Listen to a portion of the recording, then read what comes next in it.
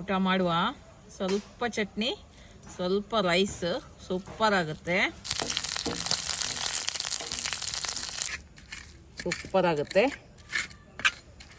Hi ಎಲ್ಲರಿಗೂ. ಕೈಯಲ್ಲಿ ಹಸಿಮೆಣಸಿನಕಾಯಿ ಬೆಳ್ಳುಳ್ಳಿ ಉಂಟು. ಸೂಪರ್ ಆಗಿರುವಂತ ತವಾ ಚಟ್ನಿ ಮಾಡುವ ಬನ್ನಿ. ತವದ ಮೇಲೆ 15 ಹಸಿಮೆಣಸಿನಕಾಯಿನ ಹಾಕ್ತಾ ಇದ್ದೀನಿ.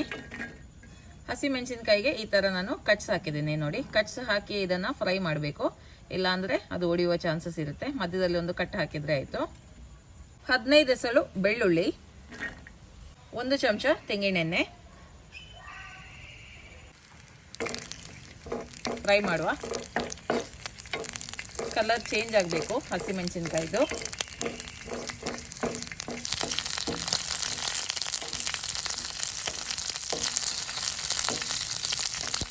ಈಗ ಇದಕ್ಕೆ ಅರ್ಧ ಚಮಚದಷ್ಟು ಜೀರಿಗೆ ಹಾಕ್ತಾ ಇದ್ದೀನಿ.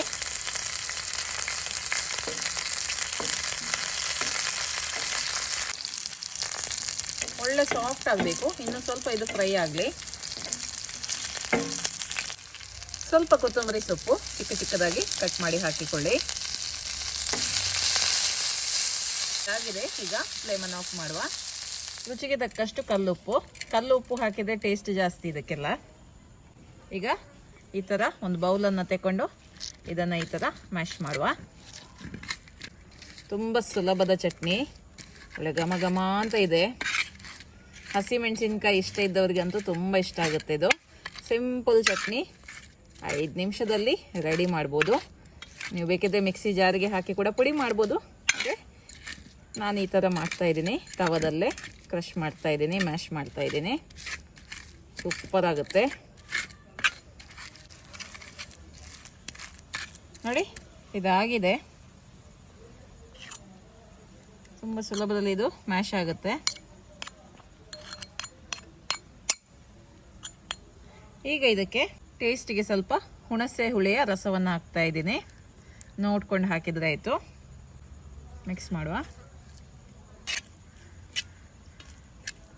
ಈ ಮೆಣಸಿನ್ಕಾಯಿ ಅಷ್ಟೊಂದು ಖಾರ ಇಲ್ಲ. ಖಾರ ಇರುವ ಮೆಣಸಿನ್ಕಾಯಿ ಆದರೆ ಸ್ವಲ್ಪ ಕಡಿಮೆ ಹಾಕಿದರೆ ಆಯಿತು. ಬೇಕಿದ್ರೆ ಈರುಳ್ಳಿಯನ್ನು ಚಿಕ್ಕದಾಗಿ ಕಟ್ ಮಾಡಿಕೊಂಡು ಮೇಲೆಯಿಂದ ಸ್ಪ್ರಿಂಕಲ್ ಮಾಡ್ಬೋದು, ತುಂಬ ಒಳ್ಳೆಯದಾಗುತ್ತೆ. ಅಥವಾ ಖಾಲಿ ಇಷ್ಟೇ ನೀವು ಸರ್ವ್ ಮಾಡ್ಬೋದು. ಓಕೆ, ಬಾಯಿಗೆ ರುಚಿ ಇಲ್ಲದಾಗ, ಹೊಟ್ಟೆಗೆ ಹಸಿವಿಲ್ಲದಾಗ ಮಾಡಿ 5 ನಿಮಿಷದಲ್ಲಿ ಹಸಿ ಮೆಣಸಿನ್ಕಾಯಿ ತವಾ ಚಟ್ನಿ. ಸ್ವಲ್ಪ ಚಟ್ನಿ ಸಾಕು, ತಟ್ಟೆ ಪೂರ್ತಿ ಊಟ ಖಾಲಿ ಮಾಡ್ತೀರಾ. ಟೇಸ್ಟ್ ಮಾಡಿ ನೋಡುವ. ಊಟ ಮಾಡುವ. ಸ್ವಲ್ಪ ಚಟ್ನಿ, ಸ್ವಲ್ಪ ರೈಸ್, ಸೂಪರ್ ಆಗುತ್ತೆ. ವಾವ್,